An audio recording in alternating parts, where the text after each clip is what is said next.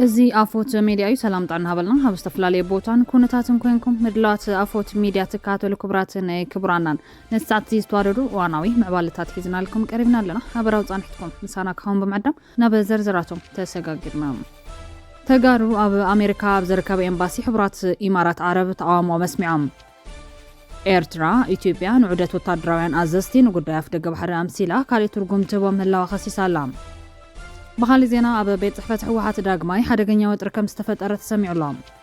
ሓላፊት ቤት ጽሕፈት ሕወሓት ዝኾነት ወይዘሮ ፈትለወርቅ ገብረ እግዚአብሔር ሞንጆሪኖ ስልጣናት ሓዲጋ ዝብል ሓድሽ ሓበሬታ ድማ ተዘርጊሑሎ ነዚኣቶምን ካልኦትን ሓድሽትን ኣገረምትን ዜናታት ክነካፍለኩም ኢና ኣፎት ምረጡ بقدامنت بسراويت إيرترا أب كتما أكسوم زتفتصم ጨፍጫፍ ፈጺሙ ዘይርስዓን ክድገም ከም ዘይብሎን ከንቲባ ከተማ አክሱም ኣይተትኩ ኃይሉ ገሊጾም እዚ ዝተገለጸ በኃይልታት ጽንተት ኣብ ከተማ አክሱም 19 ሕዳር 2013 ዓ.ም ዝተፈጸመ ጨፍጫፍ ከይርሳ ከይድገም ብዝብል ቴማ 10 ኪሎ ሜትር ዝሽፍን ኣብይ ጉያ ኣብ ከተማ አክሱም እንትካየድ መኽፈት መደረ ኣብ ዘስምዑልዋን እዩ ከንቲባ ከተማ አክሱም ኣይተትኩ ኣብ ዝሃብዎ መደረ ህዝብን ምሕዳርን ትግራይ ሕዝውን በሰላማዊ መንገዲ ቃለስን ንፍትሒ በተደጋጋሚ ጽውዕን ከም ዘሎ ሓቢሮም ነዚ ጨፍጫፍን ምዝካር ንኻልኣይ ግዜ ማራቶን አክሱም ከም ዝተሳለጠ ድምፂ ወያነ ቴሌቪዥን ጸብጺቡላ አክሱም ማራቶን 19 ሕዳር 2013 ዓ.ም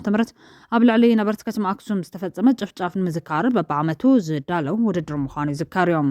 بخالي وغان تغارو اب امريكا بزركب امباسي حبرات امارات عرب تقامو مسمعهم اب واشنطن ديسن كبابيان زركبو ابالات محبرسب دياسبورا تግራይ بربع اب منستر ጉዳቱ ጻይ امباسي حبرات امارات عربም ተقاموም ከም ዘስምዑ ተገሊጹሎም ካብቶም ሰልፈኛታት ኣብ ደገቲ ኤምባሲ ዝሓዝዎ ጭርሖታት ሰባል ቦነፈርትኹምን ናይ ኩናት ማሽናትኩምን ንህዝብና ይቃትልዎ ኣለው حبرات امارات عرب ደማዊ ዳውኩም ካብ ትግራይ ኣውጽዎ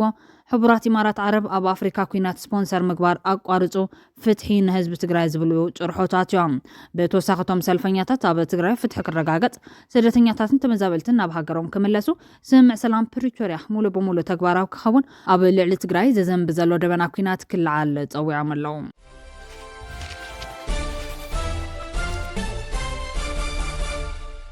ኤርትራ ኢትዮጵያ ንዑደት ወታደራውያን አዘዝቲ ንጉዳይ አፍደገ ባሕሪ ምሲላ ካሊእ ትርጉም ትቦም ኣላ ኸሲሳላ ሚኒስተር ዜና ኤርትራ የማነ ገብረ መስቀል መንግስቲ ኢትዮጵያ ንምብጻሕ ወታደራውያን አዘዝቲ ናብ አዲስ አበባ ንኻሊእ መዓላ ይጥቀመሉ ከም ዘሎ ቃይሶም ኣብ ክሳብ ዘስፈሮ ጽሑፍ ወጻተኛታት ወታደራውያን አዘዝቲ ናብ አዲስ አበባ ዝገብርዎ ንቡርን ስሩዕን ምብጻሕ መንግስቲ ኢትዮጵያ ኣፍደገ ባሕሪ ንምርካብ ዘካየደ ዘሎ ጻዕሪ ዘነጽርን ሓያል ድፍኢትን ከም ምዃኖም ሲሉ ብምቕራብ ካሊእ ትርጉም ሂቦ ከም ዘሎ ኸሲሶም ሰራዊት ኢትዮጵያ ንምብጻሕ ኣዛዚ እዚ ኣፍሪካ ጀነራል ዳግቪን ኣንደርሰን መልኪቱ ኣብ ዘውጽኦ ጸብጻብ ብዛዕባ ቀይሕ ባሕርን ጠለባት ኢትዮጵያን ከም ዝተዘራርቡ ሓቢሩ ነይሮም ጀነራል ኣንደርሰን ምስ ጠቕላላ ስታፍ ሰራዊት ኢትዮጵያ ኢታማጆር ሹም ፊልድ ማርሻል ብርሃኑ ጁላ ብዘካየደ ዘተ ነሰራዊት ኢትዮጵያ ኣብ ቀይሕ ባሕርን ኣፍደገ ባሕሪ ክትረክብ ተቕርቦ ዘላ ጠለባትን ከም ዝተመያየጠ እዩ ተጸብጻብ ኢትዮጵያ ዝጠቀስ ኢትዮጵያ ብሰላማዊ መንገዲ ኣፍደገ ባሕሪ ክትረክብ ንትገብሮ ዘላ ኣገባብ ከም ዝድግፍ ምግላጽውን መንግስታዊ ማዕኸናት ዜና ኢትዮጵያ ክገልጻ ቀኒነን እቲ ኣሜሪካ ኣዛዚ እዚ ኣፍሪካ ኢትዮጵያ ናብ ቀይሕ ባሕሪ ብምእታው ዝያዳ ንሰላም ትዘዋ ክትሰርሕ ትኽእል እያ ኢሉ ከም ዝኣምን ገሊጹ ክብል እውን እቲ ጸብጻብ ወሲኹ ኣረድዩ ሚኒስተር የማነ ገብረ መስቀል ሓቀኛ ዑደት ናይ ሓይሊ ባሕሪ ኢጣልያ ኣሜሪካ ኣዛዚ እዚ ኣፍሪካ ኣፍሪኮም ከምኡውን ዕጡቕ ሓይሊ ፈረንሳይ ናብ ኣዲስ ኣበባ ብዛዕባ ኣፍደገ ባሕሪ ከም ዘይኮነ ገሊጹሎም ኢትዮጵያ ምስ ጎረባብቲ ሃገራት ኮነ ካልኦት ሃገራት ሕጋዊ መንገድታት ውዕል ንግዲ ብምክያድ ቁጠባዊ ዝምድና ክትሃንጽ ከም እትኽእል ብምግላጽ ኣፍደገ ባሕሪ ሉዓላውያን ሃገራት ምምናይ ግን ሓደገኛ ንሉዓላውነትን ዶባትን ጎረባብቲ ሃገራት ኢትዮጵያ ኣብ ስጋት ዘቱ ከምኡውን ኣንጻር ኣህጉራዊ ሕጊ ቻርተር ሕቡራት ሃገራትን ቅዋም ሕብረት ኣውሮፓን ምዃኑ ጠንቂቖም ከም ካልእ ዕላማ ሰልፊ ብልጽግና ኢሉ ኣብ ዘቐመጦ ነጥብ ድማ ጉዳይ መደበር ሓይሊ ባሕሪ ኣብ ቀይሕ ባሕሪ ምድኳን እዮም ቀይሕ ባሕሪ ንዓለማዊ ንግዲ ውሳኔ መተሓላልፎ ምዃኑ ዝገለጸት ኤርትራዊ ሚኒስተር ይኹን እምበር ነፍሲ ወከፍ ትጥቀመሉ ሃገር ኣብኡ መደብራት ሓይሊ ባሕሪ ክታንጽ መሰል ወይ ኣድላይነት ኣለዋ ማለት ኣይኮነን ኢሉ ብተወሳኺ ኣብ ገማግም ቀይሕ ባሕርን ወሽመጥ ዓደንን ዝርከቡ ሃገራት እቲ መስመር ባሕሪ ርጉእን ውሕሱን እንትክኸውን ሓላፍነተንን መሰለንን ምዃኑ ከም ዝተስማዕማ ሓቢሩሎ ስለዝኾነ መንግስቲ ኢትዮጵያ መደበር ሓይሊ ባሕሪ ኣብ ቀይሕ ባሕሪ ንምድኳን ዝገብሮ ዘሎ ጻዕሪ ሓቀኛ ናይ ጸጥታ ረብሓ ስለ ዘይብሉ ሕጋውን ናይ ድሕነት ጸገማትን ክፈጠር ይኽእል ኢሎም ኣብ አዲስ አበባ ምብጻሕ ዘካየደ ላዕለዋይ አሜሪካዊ ጀነራል ዳግቪን አንደርሰን ብዛዕባ ኢትዮጵያ ዘካየደ ምብጻሕ ዝገብሮ ርክባትን ተዛሪብሎም ኤምባሲ አሜሪካ ኣብ አዲስ አበባ ኣብ ዘውጽእ ሓበሬታ ናይ እዛ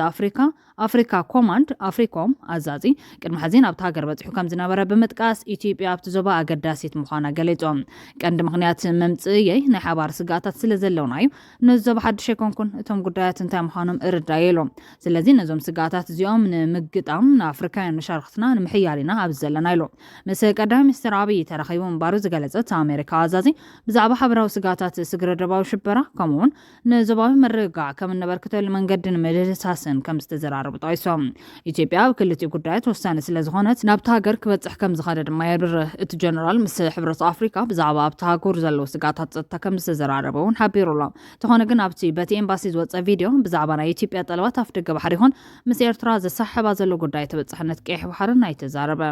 ኣብ ወርሒ ነሓሰ ነቲ ዝተረከበ ጀነራል አንደርሰን ምስ ሃገራት ዘለዎ ሽርክነት ንምዕባል ናብ ዝተፈላለያ ርእሰ ከተማታት ኣህጉር ምብጻሕ ከካይድ ጸኒሖም ክልቲኦም ኣዘዝቲ ሰራዊት ብዛዕባ ጉዳያት ሽበራን ዞባዊ ጸጥታን ከምኡውን ክልታዊ ምትሕግጋዝ ከም ዝተዘራረቡ እውን ተገሊጹሎም አዲስ አበባ ኣፍ ደገ ቀይሕ ባሕሪ ንምርካብን ንምውናንን ሓያል ዲፕሎማስያዊ ምንቅስቃስ ተካይድ ከም ዘላ ይፍለጥ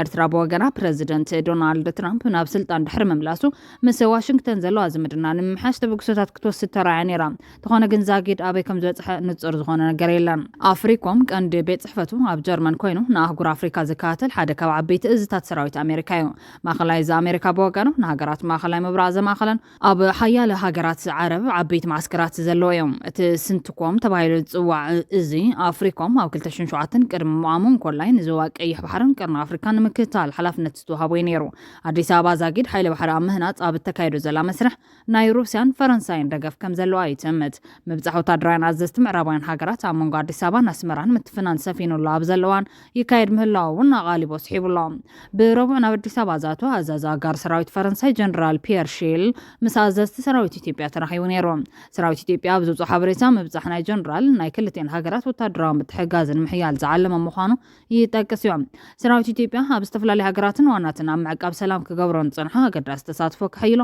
እቲ ፈረንሳዊ ኣዛዚ ከም ዝተማሕፀነ እውን ንትጸብጻብ ይጠቅስ ጀነራል ሺል ኣብ ዝመጽእ መዓልትታት ምስ ፊልድ ማርሻል ብርሃኑ ጁላ ክራኸብ ትጽቢት ይግበረሎ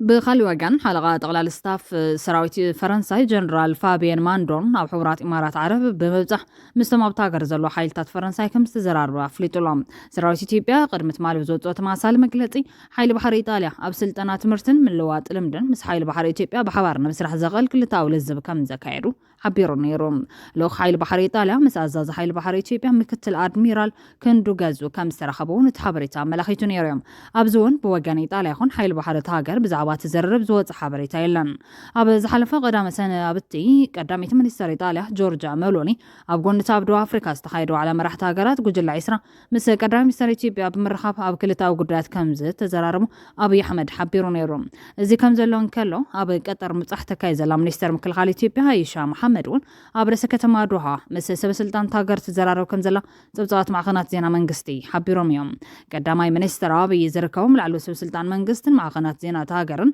بزعبا أفتق قيح بحري كبوت صنح مجلسات نيرترا كغوت صنح لهم بفلاب زغرباوان بوغان عدي ساوا كوت صنح مجلسات نتابشن شعطة 299 ستاوجه لعلاونة إيرترا ملكة حتو زود خوينو لهم منيسر قداتو تايرترا بسنبت أبزوت صفح مجلسي نزبوغان إثيوبيا سمع زلوت عو مجلسات بتقللو ملاش بمهاب كم إثيوبيا زام سلا بمريت زتخاب هاجرات أبقروا تاجرات زركبا ودبات تتكامنت كلوان زفكد أهقرا حق بمزخخار الزجن بزتن سمع عن كلتين هاجرات راح تفضامنت زهلو مخانو أسميرو اللولام إذا غوين جن إذا مسألة زي أو العلقماقم بحري كالي حاجر لا لاونت ويدما قوامين أي مقود زار سلطان زهو كم زي كون دما أنا تيوريوم متكلات كزات واحد نت أبزرب زات يكون انزبلت مجلسين إذا متكلات زين مترقوامن متمزازن زجبار إذا غوين يغون فتنا بغطتها لا لاونت عم تنكاف مخانم أسفيريوم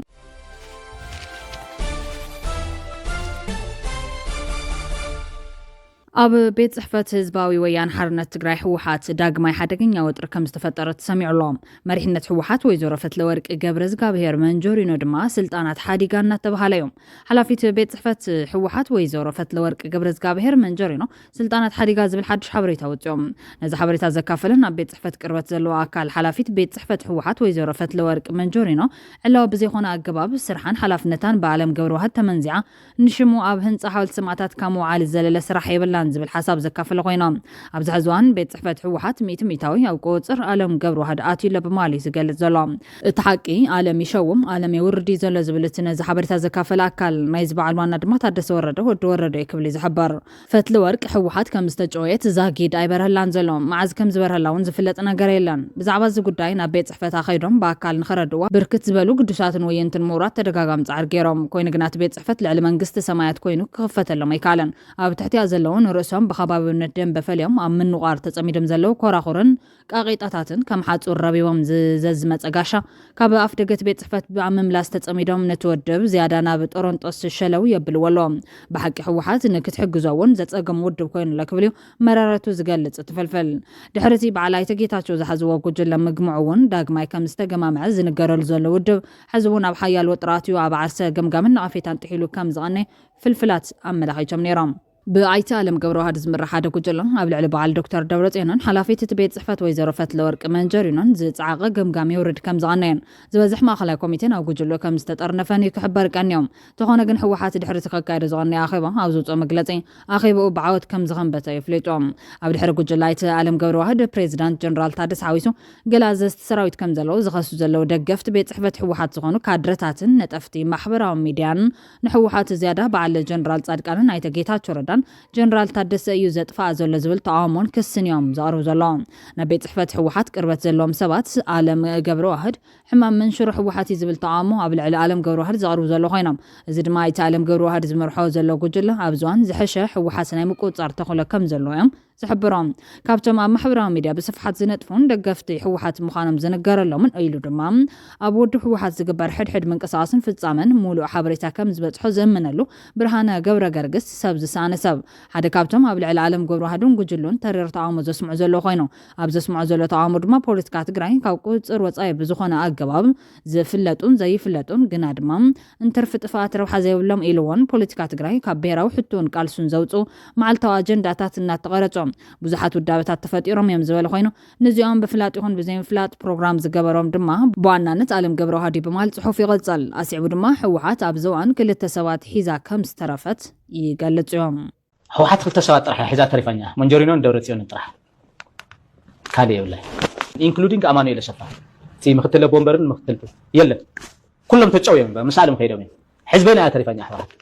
ብርሃነ ገብረ ገርግስ ልፍዓት ተስፋ ብሰንካ ኣለም ገብረዋህድ ካብ ውድቦም ዝተኣለዩ ሓቀኛ ደቂ ህዝቢ ገዛ ይቁፀሮም ዋላቶም ብኣለም ፕሮግራም ተገይሮም ዝተጠረዙን ድሓር ንባዕሎም ንኣለም እናረገምዎ ዝውዕሉ ከም ሰለሙን ትኩን ሽሻይ መረሳን ዝኣመሰሉ ፍርያት እውን እንተኾነ ብሰንኩ እዮም ናብ ዘይወፅዎ ፖለቲካዊ ቅርሕንታት እዮም። እቶም ምስ ጌታቸውን ጻድቃንን ዘኽዱዱን ኣብ ብሄራዊ ጥልመት ዝጠሓሉን ኩሎም ነበር ኣባላት ማእኸላይ ኮሚቴን ላዕለዎት ካድራን ናይ ኣለም ዋሃይታትን ኔትወርክን እዮም ዝብል ኮይኑ እዞም ናይ ኣለም ዋሃይታት ኣለም ብዘምሃሮም ኔትወርካዊ ኣሰራርሓ ተበሊፆም ነቶም ጥያት ተቃለስትን ኣመራርሓ ውድብን ሕወሓት እናደፉ ካብ ጸወታ ወፃኢ ገይሮምዎም እዮም። እቲ ሒዞሞ ዝነበሩ ስልጣን ሓላፍነትን ከም ፍልፍል ውልቃዊ እቶት ይጥቀሙሉ ስለ ዝነበሮም ኣብ ዋን ገምጋም ካብ ዝነበሮም ቦታ ተላዒሎም ማለት እውን ብሂወቶም መፂኻዮም ማለት ስለ ዝኾነ ኣትሪሮም ክሳብ ብረት ሓንጊጦምን ክቃለሱ ግድን እዮም። ኣለም ገብረዋህድ እውን እንተኾነ ዋላ ብረት ኣየልዕል ናብ ደንቢ ብልጽግና ውጥም ቅልቅል ክብል ከም ዝኽእል ምልክት ኣርዩና እዮም። ስልጣን ወይ ሞት ብሓፈሻ ኣለም ገብረዋህድ ንውድብ ሕወሓት ኣማሲ እዩ ኣመግዲርዋ ዳርጋ ሱሳም ኢታዊ ሕወሓት ዝተጸለአትሉን ዝተወቃዕትሉን ኣጀንዳ ኣለም ገብረዋህድ እዮም። ፖለቲካዊ ዓቀይታ ኣለም ገብረዋህድ ኣብ ሕወሓት እንተዘይነብር ነይሩ ዕጭ ሕወሓት ከም ትሕዚ ትርከበሉ ኩነታት ኣይምኾነን ነይሩ ክብል የመላኽት እቲ ነጣፍ ማሕበራዊ ሚድያ።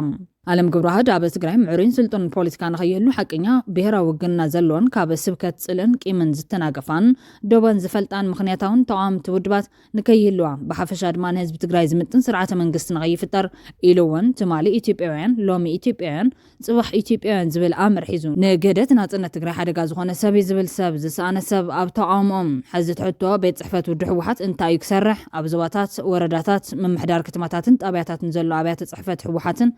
ኣመሓደርቲ ኣብቶም ዝተጠቐሱ መዋቕራትን ተፀዋዕነቶም ንሕወሓት ዶ ንግዜያዊ ምሕዳር ክኾኖም ሕወሓት ቀስ ብቐስን ብዝተፈላለየ መልክዕን ይቕህም ምህላው የስተውዕሎ ደሎ ወዘተ ዝብሉ መልሲ ዘድልዮም ሕቶታት ኣለው እዮም ኢሉሎም።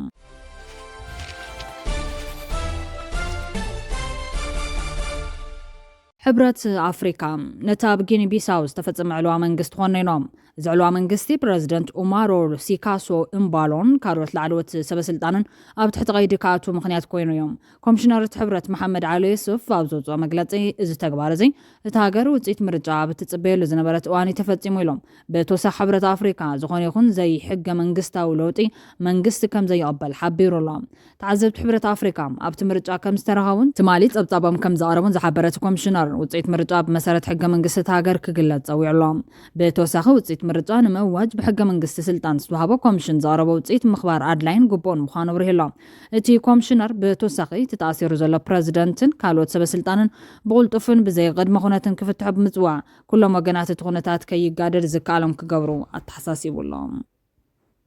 ክቡራንን ቤተሰብ ኣፎት ሚድያ ንሰዓት እዚ ዘዋደድና ልኩም እዋናዊ ዜናታት ኣቅሪብና ከንቢትና ስለተከታተሉና ነመስግን። ላይክ፣ ሼር፣ ሰብስክራይብ ምግባር ቤተሰብ ኣፎት ሚድያ ኹኑ። ሰሰናዩ ተመኒና